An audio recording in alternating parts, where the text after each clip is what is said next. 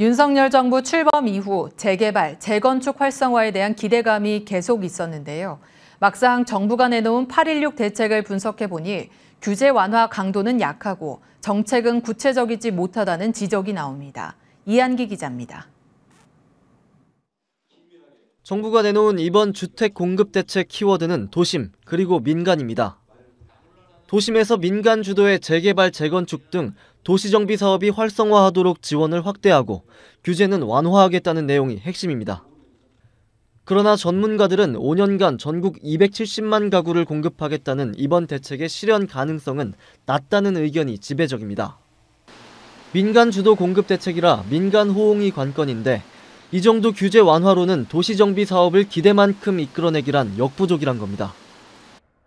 민간 사업은 이 공공이 어떻게 그 속도라든가 이런 걸 관리하기 쉽지 않아요. 충분한 안전진단, 재건축 부담금 이런 규제 완화가 먼저 선행적으로 대폭 개선되는 그런 문턱을 낮추는 적극적인 제도가 돼야 이들이 사업에 참여할 수 있다 이런 뜻이에요.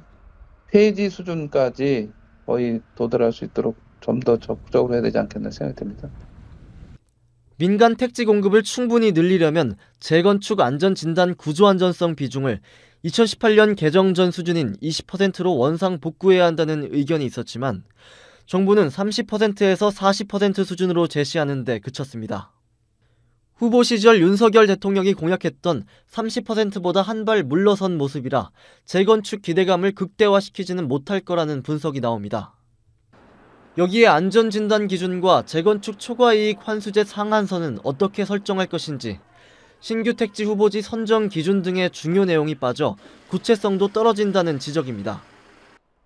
재건축 안전진단 기준 강화라든지 제초한 제도의 보완이라든지 또는 우리가 분상제에 대한 규정, 구체적인 계획이나 방향들이 나와 있지 않기 때문에 부동산 가격 상승에 대한 딜레마 또는 가격 침체에 대한 딜레마 이런 것들을 종합적으로 담다 보니까 백화점 나열식의 정책을 발표한 것으로 볼 수가 있죠.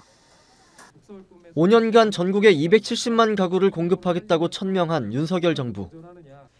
계획 달성을 위해서는 민간 재개발, 재건축 활성화 여부가 분수령이 될 전망입니다. 머니투데이 방송 이한기입니다.